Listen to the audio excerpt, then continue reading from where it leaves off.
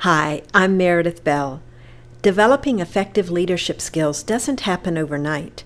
In this segment of my interview with Denny Coates, he explains why consistent application on the job is the key to turning what you know about leadership into a habit. Denny, in our conversation, we've been talking about how important it is to develop leadership skills, personal strengths. And it seems that the focus that you've been giving is more on follow-up after training than in training itself. Why is that? It's because if you really want to be effective as a leader, when the situation comes up, you have to react naturally. You can't say, well, what should I do? What are my options? You don't, that's not how it works. You react, you do it. And so what you want is that your way of doing is effective. For example, let's say you're really, really busy and someone comes up to you and says, hey, Meredith, I've got something I've got to tell you. And you say, can it wait? Just a second. And you're grabbing for this and you're grabbing for that. Meredith, it's really important.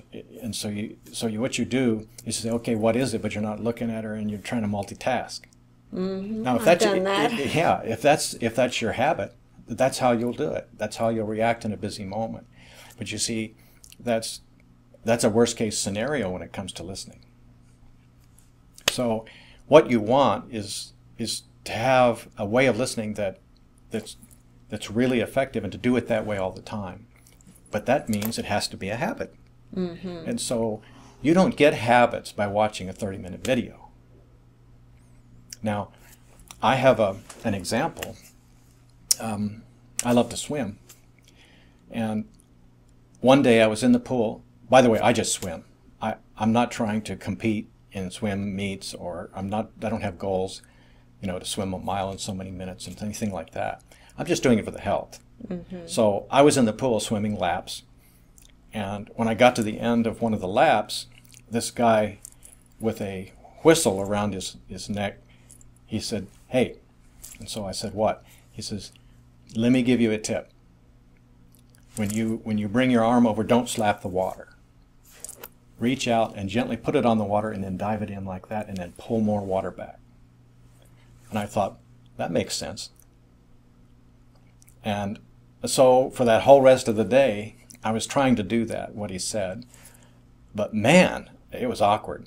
Mm-hmm. And so I did about, another 15 laps.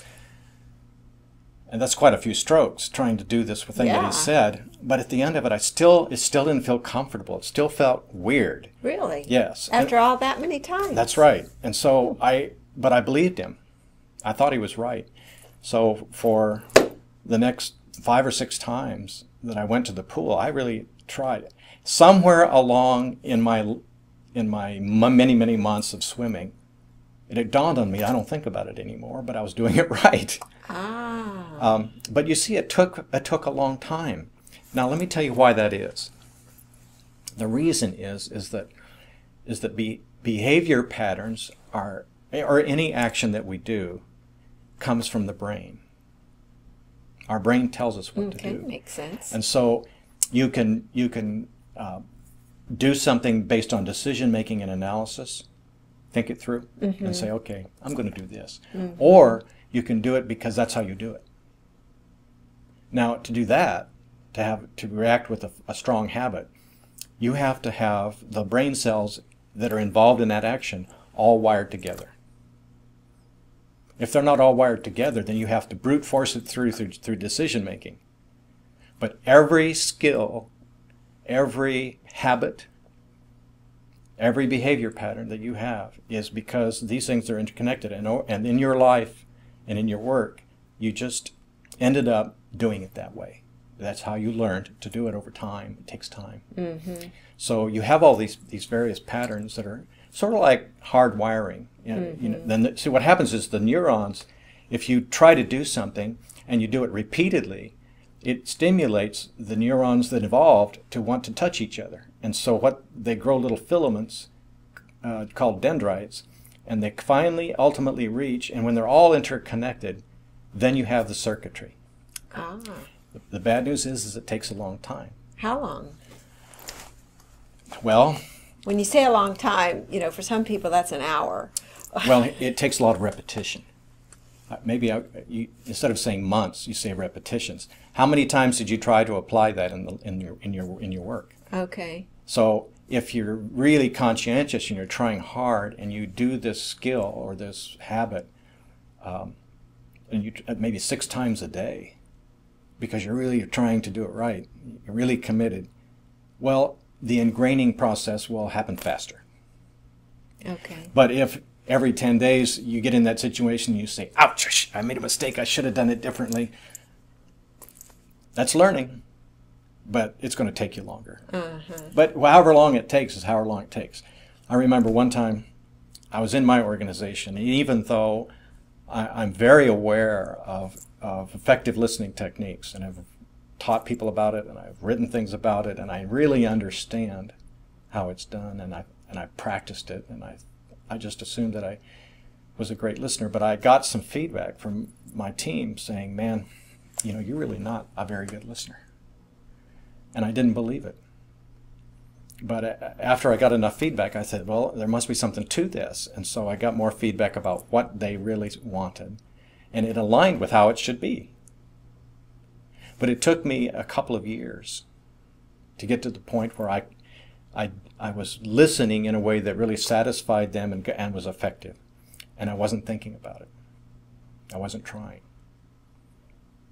So it sounds like somebody that's looking for a quick fix or an instant fix might be disappointed if they're hoping to suddenly absorb a skill or a personal strength and automatically be able to do it. It sounds from what you're saying that that's not really how it works. That's right.